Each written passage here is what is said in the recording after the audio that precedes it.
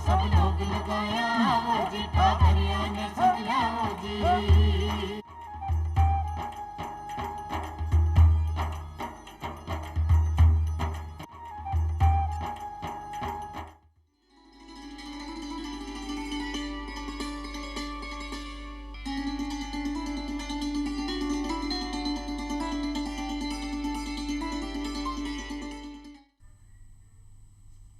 चौपाल देखवाड़ा सबला भाई और बहना राम राम साहब। भाई बहना, भारत कृषि प्रधान देश है और अठा की जो ज़्यादातर जनसंख्या है वह गाँव में निवास करे है। और गाँव में निवास करवाला जितना भी अपना भाई बहन है वहाँ की आजीविका को जो मुख्य साधन है वह खेती है। लेकिन कुछ वर्षों से आप देख रहे हैं कि जोतां घटती जा रही है। खेती बाड़ी में कृषि रसायनों को अंधाधुंध अतरो प्रयोग होते है कि जो भूमि की उर्वरा शक्ति है वह अभी भी दुष्प्रभावित होगी है। साथ ही साथ वो संकट धीरे धीरे अतरो पग पसारत हो जा रहा है कि आवाड़ा वक्त में वैज्ञानिक अशान भी खेल रहा है कि भाई ढांडा ढोर का ताणी तो जो है चारा की कमी हो वाली है, हो सके है, और इंसान का ताणी खावाड़ा अनाज की कमी भी हो सके है अगर आप खेती बाड़ी में कुछ नवाचार न करें तो। इस संकट न रोकबा को एक उपाय है, वो है कृषि वानिकी। कृषि वानिकी अपनार आपा जो खावा का जो अनाज है इसकी भी पर्याप्त मात्रा में आप उपज प्राप्त कर सका हाँ। साथ ही साथ एक अतिरिक्त उपज भी आप प्राप्त कर सका हाँ। जो माननीय प्रधानमंत्री जी की भावना है कि अपनी जो किसान भाइयों की आय है वह दुगनी करवा को कृषि वानिकी खई है। इना आप भाई बहन की तरह अपना सका हाँ कि कई कई का फायदा है। तमाम जानकारी लेर आज अपना कार्यक्रम में श्री विनोद कुमार पुड़ी साहब मौजूद हैं। राम राम साहब विनोद जी। नमस्कार। आपको परिचय में करा दूं, आप वरिष्ठ अनुसंधान अध्येता हैं श्री कर्ण नरेंद्र महाविद्यालय विश्वविद्यालय जोबनेर में। कुड़ी साहब, सबसे पहली तो माका भाई बहना ने यही बताओ कि कृषि वानिकी को मतलब खाइए। सभी किसान भाइयों को मेरा राम राम। आज का टॉपिक अपना कृषि वानिकी है। जैसा कि गोविंद जी ने बताया कि वर्तमान स्थितियों को देखते हुए किसानों को कैसे आय दुगनी करनी है, ये भारत सरकार और भारत के प्रधानमंत्री माननीय श्री नरेंद्र मोदी जी का सपना है कि किसानों की आय दुगनी कैसे की जाए। इसी में आज का ये टॉपिक कृषि वानिकी है, जो सबसे महत्वपूर्ण टॉपिक है, जो इस पहल को साकार करने में कामयाब है जी। तो कृषि वानिकी क्या होता है सर, इसके बारे में मैं किसान भाइयों को बताना चाहता हूँ कि कृषि वानिकी भी एक कृषि की पद्धति है। ऐसा नहीं है कि ये कोई नई चीज़ है। कृषि वानिकी अपन करते भी है घर पे और सब लोगों को इसकी जानकारी भी है, लेकिन इसको एक सही फॉर्म में अपने को करना है ताकि अपनी आय में बढ़ोतरी हो। तो इसका मेन आज से क्या है कृषि वानिकी का, कि यह एक भूमि प्रबंधन की पद्धति है जिसके अंतर्गत कृषि फसलों, वृक्ष, झाड़ियाँ, इनके साथ साथ पशुपालन व्यवसाय को संरक्षित किया जाता है, जिससे कि मृदा की उर्वरा शक्ति भी बनी रहती है जी। सामान्य दृष्टि में अगर अपन देखें तो जैसे कि कतारों के अंदर पेड़ लगाए और बीच में जो खाली जगह है उस पे अपन खाद्यान्न फसलों को उगा सकते हैं। तो यही इसका मेन आज से है कि पेड़ों के बीच में जो खाली जगह है उसमें खाद्यान्न फसलों को उगाना या चारागाह फसलों को उगाना, ये कृषि वानिकी का मतलब है। विनोद जी, अब आर जो थे खेल रहा होगा भाई दो कतारों के बीच में जो जगह है, जमीन है, उनमें कुछ झाड़ी या वृक्ष के नापा उपज लेबा का तानी उगा सका। लेकिन जो जमीन की उर्वरा शक्ति है, जिंक की मान लो कमी महसूस हो जावे, जिप्सम आप डाला हाँ, या नाइट्रोजन की जो मात्रा जमीन में है जो पेड़ ने भी छावे और अपनी जो मुख्य उपज है उन्हें भी छावे, तो इस प्रकार से कोई दिक्कत को ना आवे किसान भाई बहन। बिल्कुल गोविंद जी, ये आपका क्वेश्चन बहुत अच्छा है, क्योंकि किसान ज़्यादातर इसी चीज़ के ऊपर डाउटफुल रहता है कि क्या ये एक दूसरे को compete करते हैं जिससे कि एक दूसरे को नुकसान ना हो जाए। लेकिन ऐसा कतई नहीं है, क्योंकि अपन देखते हैं कि अपने खेत में मृदा के द्वारा अपर्दन होकर मिट्टी का कटाव होता है। उस कटाव को रोकने के लिए पुरानी पद्धतियों में क्या करते थे किसान भाई, खेत की मेड़ों के चारों तरफ पेड़ लगाते। लेकिन वर्तमान में खेत के चारों ओर पेड़ लगाने से काम नहीं चलेगा, क्योंकि अपने जोत का आकार कम हो गया है। एक खाद्यान्न फसल से किसान की आपूर्ति नहीं हो सकती, इसलिए अपन वृक्षारोपण या ऐसे कृषि में कौन कौन से कंपोनेंट है जिनको साथ में लगा के और अपनी आय को बढ़ाए। इसके लिए कि ये प्रभावित करता है या नहीं करता है, इसके लिए हम आपको अभी जो पद्धतियां बताएंगे उन पद्धतियों में ऐसी फसल और ऐसे वृक्षों का ही चुनाव करना है जो आपस में एक दूसरे से प्रतिस्पर्धा ना करें। तो वे कौन कौन सी पद्धतियां हैं और ये जो कृषि वानिकी का फायदा क्या है? कृषि वानिकी के अगर फायदे अपन देखें तो इसमें है कि सबसे बड़ा फायदा यह है कि अपने को खाद्यान्न फसलों के साथ वृक्षों से मिलने वाले उत्पाद भी अपने को इस सिस्टम से मिलते हैं। साथ में जैसे कि वृक्ष अपन लगाते हैं तो पर्यावरण प्रदूषण को कम करते हैं, ये भी अपने को एक फायदा मिलता है। इससे अगला जैसे कि मृदा अपरदन होता है, तो मृदा अपरदन को रोकने के लिए इसमें सरकार की तरफ से भी या हर जो भी संस्थान है वो यही कहता है कि मृदा अपरदन को रोकने का सबसे बेस्ट उपाय है वृक्षारोपण करना जी। जो कृषि वानिकी है इसके अंतर्गत वृक्षारोपण होता है। इसके अलावा पेड़ों से अपने को ईंधन मिल सकता है, लकड़ी मिल सकती है, रेशा मिल सकता है। इसके साथ इस पद्धति में अपन पशुपालन भी करते हैं, चारागाह फसलें भी उगाते हैं जिससे चारा की पूर्ति हो जाती है। पशुओं से दूध, सब्जी, फल इन सब की पूर्ति होती है। साथ में ये एक रोजगार का माध्यम भी है। इससे अपने को, क्योंकि ये 12 महीनों का काम रहता है, अगर एक फसल अपन लगाए तो 3 महीने की रहती है, उसके बाद किसान के पास कोई काम नहीं रहता है तो उससे वो बेरोजगार हो जाता है। अगर इस पद्धति से अपन खेती करें तो 12 महीने किसान के पास कार्य रहेगा, उसके हर चीज से उसको उत्पादन या आय मिलने की संभावना रहेगी। तो अब आप जो सिद्धांत की बात बता रहे हैं कि भाई कृषि वानिकी का कुछ सिद्धांत है, तो वे कौन कौन सा सिद्धांत है? कृषि वानिकी की जो सिद्धांत या पद्धतियों की अपन बात करें तो इसमें 7-8 पद्धतियां हैं जिनके बारे में आपको थोड़ा बताऊंगा। जैसे कि पहली पद्धति वो है कृषि और वानिकी पद्धति। अच्छा, कृषि और वानिकी पद्धति क्या होता है? इसमें क्या होता है, वृक्षों के साथ कृषि फसलें उगाना जी। दूसरी पद्धति है उद्यान वानिकी। उद्यान वानिकी में क्या होगा, वृक्षों के साथ एक तो वानिकी पौधे अलग होते हैं, अच्छा, एक उद्यान पौधे अलग होते हैं। उद्यान पौधों में जैसे फल वाले पौधे हैं, जैसे अमरूद हुआ, अनार हुआ, ये उद्यानिकी पौधे हैं। और वानिकी पौधों में जैसे आपने खेजड़ी हुई, बबूल हुई, नीम हुआ, करंज हुआ, सेजना हुआ, ये सब वानिकी पौधों में आते हैं। तो वानिकी पौधों के साथ अपन उद्यान के पौधों को लगाते हैं, उनसे आय प्राप्त होती है अपने को। इसके साथ कृषि वानिकी और चारागाह पद्धति, ये भी बहुत इंपॉर्टेंट पद्धति है, राजस्थान की दृष्टि से काफ़ी महत्वपूर्ण है, क्योंकि राज्य का 60% क्षेत्रफल, 60% क्षेत्रफल शुष्क क्षेत्र में आता है। इसलिए इस क्षेत्र में इस पद्धति का महत्वपूर्ण रोल है, क्योंकि अपने को किसान को खाद्यान्न भी चाहिए और उसके अलावा अन्य आय के लिए लकड़ी, चारा, इसके लिए अपन पेड़ लगा ले। पशु पालने से उनके चारे की पूर्ति के लिए अपन चारागाह उसमें लगा ले। इसके अलावा पद्धति है उद्यान वानिकी चारागाह पद्धति, जिसमें उद्यान लगाएंगे, वानिकी के पौधे लगाएंगे और चारागाह लगाएंगे, साथ में पशुपालन करेंगे।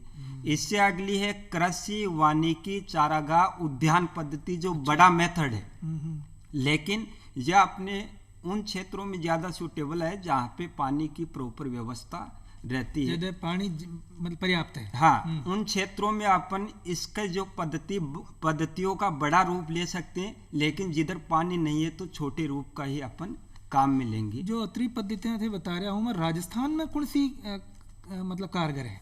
राजस्थान की दृष्टि से देखिए, पहले तो कृषि वानिकी विषय ही मोस्ट ऑफ से उन क्षेत्रों के लिए बना है जिन क्षेत्रों का अधिकांश क्षेत्रफल शुष्क है, जैसे राजस्थान हुआ, गुजरात हुआ, मध्य प्रदेश हुआ। इन राज्यों में कृषि वानिकी का बहुत बड़ा महत्वपूर्ण योगदान है।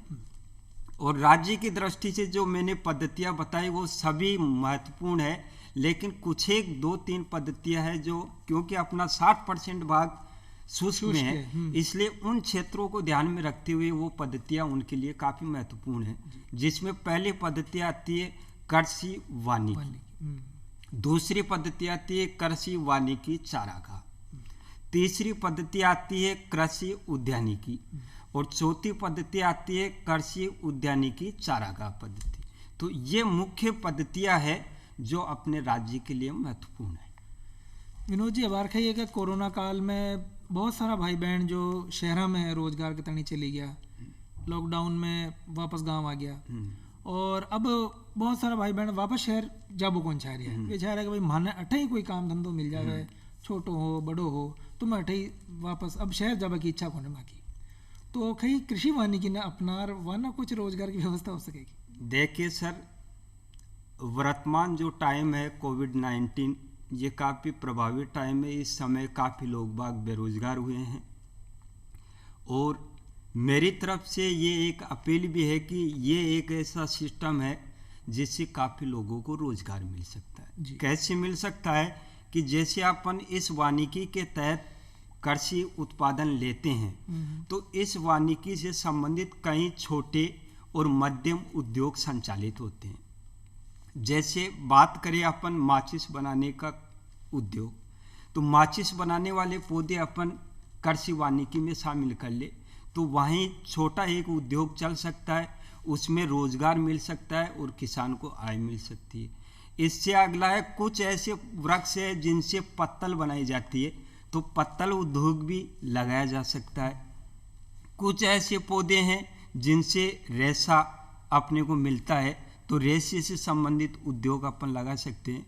बाकी इसमें जो उद्यानिकी पौधे हैं तो इनमें अपन ऐसे पौधों को उपयोग में लेंगे क्योंकि ज़्यादातर जो उद्यानिकी पौधे हैं उनका मनुष्य के बीमारियों में कहीं ना कहीं उपयोग है।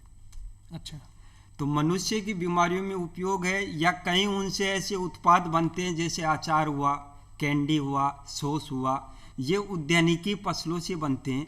तो इन फसलों को इन सिस्टम में डाल के अपन अपने घर पे छोटा मोटा रोजगार चला सकते हैं और इस बेरोजगारी के बुरे संकट के दौर से अपन उभर सकते हैं। तो अगर कृषि वानिकी ने अपनार जो अब अपन बात कर रहा कि भाई किसान भाई बहन अंधाधुंध प्रयोग कर कृषि रसायन के कारण मृदा जो है दूषित होती जा रही है, दूषित होगी है, कटे कटे तो बने रसायन को उपयोग करिया फसल होवे ही कोने, तो कई कृषि वानिकी से आ स्थिति सुधार आ सके है? बिल्कुल सर, आपकी ये प्रश्न बहुत महत्वपूर्ण है क्योंकि वर्तमान में हर सरकारी संस्थान कृषि का किसानों को यही कह रहा है कि आप जैविक खेती करो जी। और जैविक खेती के लिए ये मॉडल सबसे उपयुक्त है। कैसे उपयुक्त है? क्योंकि अपन देखते हैं कि जैविक खेती में जैविक उत्पाद ही काम आते हैं। अब जैविक उत्पाद में जैसे खाद की अपन बात करें तो खाद में अपन कहते हैं कि गोबर की खाद खेत में डालनी चाहिए। और आपको जैसे कि पहले मैंने बताया कि इसमें वृक्ष भी रहेंगे, फसलें भी रहेगी और पशु भी रहेगा।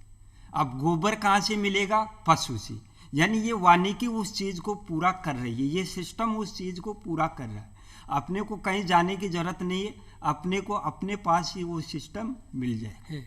दूसरी चीज़, वृक्ष इसमें लगाएंगे तो एक चैप्टर आता है जैविक खादों में हरी खाद देना, जिसमें क्या होता है कि फसलों को हरी अवस्था में ही खेत में दबा दिया जाता है। अच्छा, इसकी एक दूसरी विधि है कि अगर फसल उगा के आप खेत में नहीं दबाते हो, आपके पास ऐसी परिस्थिति नहीं है, तो आप पेड़ पौधों की हरी पत्तियों को तोड़ के खेत में दबा सकते हो। अच्छा, तो इसमें वृक्ष आ रहे हैं।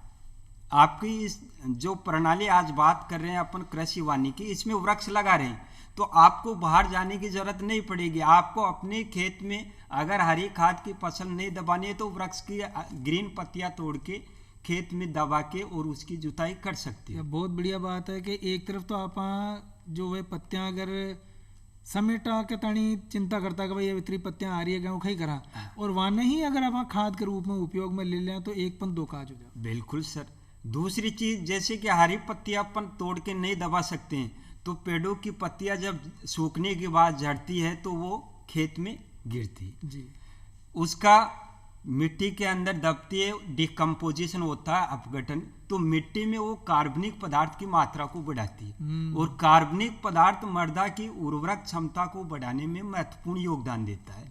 तो इस कारण से मृदा की उर्वरक क्षमता बढ़ाने में भी ये मॉडल बहुत मुख्य रूप से कार्य करता है। तो कृषि वानिकी में कौन कौन तरह का पौधा भाई बहन लगा सके? बिल्कुल सर, जैसे कृषि वानिकी में पौधों की अपन बात करें तो ये कृषि वानिकी के जो मॉडल है वो अकॉर्डिंग टू जलवायु और वहाँ की मृदा की स्थिति के अनुसार अपन मॉडल अप्लाई करते हैं। इसके लिए अपने को वहाँ के आसपास के कृषि संस्थान में कृषि वानिकी विशेषज्ञ से राय लेके और मेरे को कौन सा मॉडल अपनाना है। ऐसा नहीं है जैसे मैंने कई मॉडल बताए तो आप मन मर्जी से मॉडल लगाओगे तो आप यहाँ लाभ की जगह नुकसान उठा सकते हो। मॉडल वो ही सुटेबल होगा जो आपकी भूमि की स्थिति के अनुसार है। तो इसमें मैं कई वृक्षों के बारे में बात करूंगा जो हर क्षेत्र के हिसाब से अलग अलग है। जैसे अपन वानिकी पौधों की बात करें तो वानिकी पौधों में सबसे महत्वपूर्ण वृक्ष है खेजड़ी एक ऐसा वृक्ष है जिसको अपन कल्प वृक्ष कहते हैं, यानी ये एक प्रकार से एक सुनहरा, वो गोल्डन जो ट्री है उसके नाम से, वैसे नीम को अपन बोलते हैं लेकिन ये भी पश्चिमी राजस्थान के लिए एक गोल्डन ट्री के नाम से ही जाना जाता है जी। खेजड़ी के अलावा जैसे अपन बबूल ले सकते हैं, नीम ले सकते हैं, करंज ले सकते हैं। वर्तमान में एक और ट्री आया है जिसका बहुत ज़्यादा कृषि संस्थान उसका अनुसंधान भी कर रहे हैं, वो है सेजना एक ऐसा पौधा है जो वानिकी पौधों में लगाया जाता है, कृषि वानिकी में, और इसकी जो पत्तियां वो पशुओं को खिलाने में काम आती है। इसके अलावा अशोक भी अपन इसमें ले सकते हैं। तो ये कुछ वानिकी पौधे हैं। जैसे ज़्यादा पानी वाले क्षेत्र है वहाँ पे पॉपुलर अपन यूज करते हैं।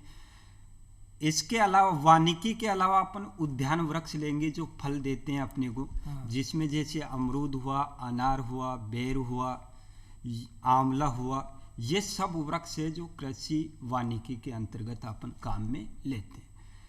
ये वृक्षों का चुनाव करते समय भी अपने को कई चीज़ों का ध्यान रखना है कि जैसे कम समय में ग्रोथ करने वाला वृक्ष अपने को चुनना चाहिए, ऐसा वृक्ष चुनना चाहिए जो शीघ्र बढ़ोतरी करे, ऐसा वृक्ष चुनना चाहिए जिसकी जड़ें बहुत गहरी जाती हो। अच्छा। और सबसे महत्वपूर्ण ये बात है कि ऐसे वृक्ष का चुनाव करना चाहिए जिसके 2 बीज पत्र हो। अच्छा। 2 बीज पत्र का मतलब अपन पढ़ते हैं एक बीजपत्री पसले और द्विबीजपत्री पसले। वैसे वृक्षों में होता है एक बीजपत्री वृक्ष और द्विबीजपत्री वृक्ष।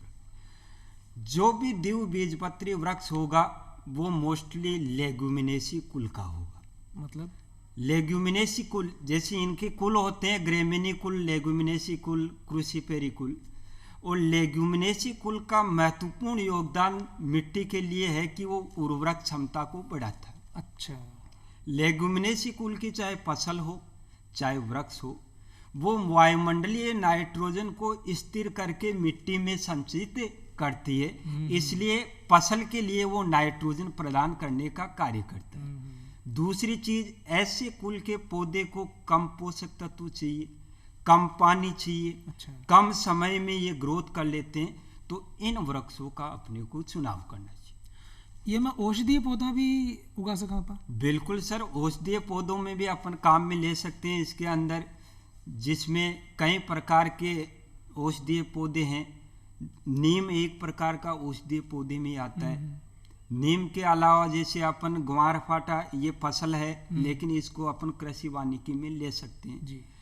आंवला भी एक औषधीय पौधे में आता है। आंवले के जो उत्पाद हैं उनको कई बीमारियों में अपन प्रयोग में लेते हैं। तो विभिन्न औषधीय पौधे हैं। इसके अलावा गूगल है, वो भी अपन इसमें प्रयोग कर सकते हैं कृषि वानिकी में। तो विभिन्न औषधीय पौधों का भी इसमें शामिल किया जा सकता है। ये सब जो औषधीय पौधा थे बता रहे हो, ये राजस्थान में अनुकूल है? बिल्कुल, औषधीय पौधों के उत्पादन में वर्तमान स्थिति में देखें तो राज्य बहुत अग्रणी है। अच्छा। इसमें कोई शंका नहीं है कि राजस्थान में औषधीय पौधों का जितनी बायोडायवर्सिटी जैव विविधता है उतना शायद मेरे हिसाब से अन्य राज्यों में नहीं। तो राजस्थान की वर्तमान स्थिति कही है कृषि वानिकी ने लेर?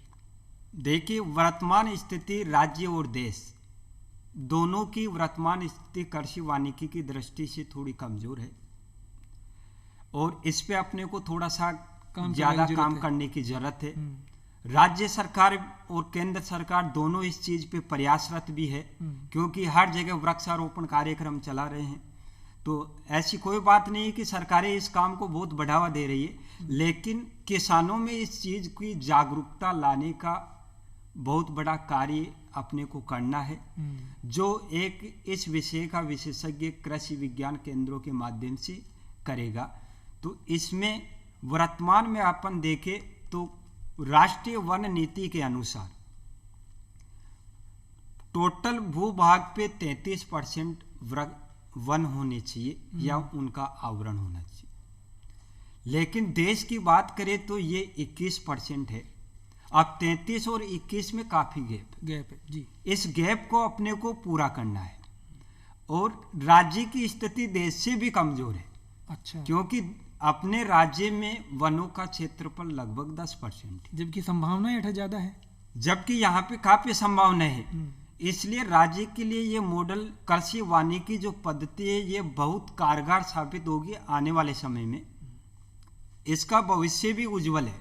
कैसे उज्जवल है कि 10% और 33% के बीच में काफी अंतर है और राष्ट्रीय नीति कह रही है कि 33% वन लगाने हैं। तो इस गैप को पूरा करने के लिए आने वाला भविष्य कृषि वानिकी का सुनहरा रहेगा। तो सरकार जो है मतलब कोई सुविधा भी देवे, कोई पेड़ पौधा लगावा का तानी कोई अनुदान देवे, कोई का तानी कोई ट्रेनिंग देवे, शान की कोई व्यवस्था है? तो बिल्कुल सर, सरकार की तरफ से कृषि वानिकी पे मेनली कृषि वानिकी नहीं, लेकिन कृषि वानिकी का एक कंपोनेंट है वानिकी, वृक्षारोपण। इस पे सरकार की तरफ से चाहे राज्य सरकार हो चाहे भारत सरकार हो, दोनों की तरफ से वर्तमान में सब्सिडी चल रही है। अगर कोई किसान वृक्ष लगाता है या वृक्षारोपण कार्यक्रम करता है तो उसको 50% अनुदान सरकार की तरफ से दिया जाता है और सरकार ने ये चीज़ यहाँ तक भी घोषित कर रखी है कि ये अनुदान आने वाले 4 सालों तक एक निश्चित अनुपात में किसान को दिया जाएगा, जिसका अनुपात 40:20:20:20:20 है। तो 4 साल के लिए भी इसको डिवाइड किया गया। तो सरकार की तरफ से जैसे कि कोई पौधा 75 रुपये का है तो उस पर 35 रुपये या 37 रुपये की सब्सिडी गवर्नमेंट देती है, 37 रुपये किसान को लगाना पड़ता है। तो सरकार की तरफ से भी इसके ऊपर काफ़ी अच्छा सब्सिडी भी है, काफ़ी अच्छा ध्यान भी दिया जा रहा है कि कैसे वृक्षारोपण। तो वानिकी अपनावाला जो किसान भाई बहन है वन वानिकी अपनावा में कौन कौन सी बातों को ध्यान रखना चाहे, सावधानी रखनी चाहे, ताकि आज जो पद्धति है वो ज़्यादा फ़ायदा अपना भाई बहन ले सके? बिल्कुल सर, ये कृषि वानिकी का जो मॉडल है इसको अपनाते समय जैसे कि कोई भी कार्य करते समय अपने को किसी न किसी चीज़ का विशेष ध्यान रखना पड़ेगा। तो ऐसा ही ये मॉडल भी है जिसमें अपने को कई बातों का ध्यान रखना पड़ता है। अगर उन बातों का ध्यान नहीं रखेंगे तो अपने को लाभ की जगह नुकसान ही हो सकता है। जिसमें मैंने पहले आपको बात बताई है कि किसान को ये ज्ञान प्राप्त करना है कि मेरे यहाँ के लिए कौन सा मॉडल अच्छा है। तो सबसे पहले कृषि वानिकी लगाने से पहले किसान को कृषि वानिकी की पद्धति का पता होना चाहिए कि मेरे यहाँ कौन सी पद्धति लगेगी। दूसरा, पद्धति का जब पता लग जाए तो पद्धति में कौन से वृक्ष मेरे यहाँ के लिए सूटेबल है या उपयुक्त है, उन वृक्षों की जानकारी होना जरूरी है। उसके साथ किस प्रकार की फसलें मेरे वातावरण के अनुसार अनुकूल है, उन फसलों का पता होना चाहिए। उसके साथ चारागाह फसलों का पता होना चाहिए। तो ये कई महत्वपूर्ण बातें हैं जिनका किसान को पूर्व में ज्ञान होना चाहिए। और ये बातों को ध्यान रखेला तो आपने जो माननीय प्रधानमंत्री जी की भावना है कि 2022 तक अपने भारत देश का प्रत्येक किसान की आय दुगनी हो जावली, तो उस सपना न भी आप पा सका है। आप विनोद कुमार पुड़ी साहब आप का कार्यक्रम में पधारिया और बहुत बढ़िया उपयोगी जानकारी दी और बहुत अच्छा तरीका से जानकारी दी। आपका बहुत बहुत धन्यवाद। चौपाल और बखत भाई बहना भूरो बहुत बहुत धन्यवाद। राम राम साहब।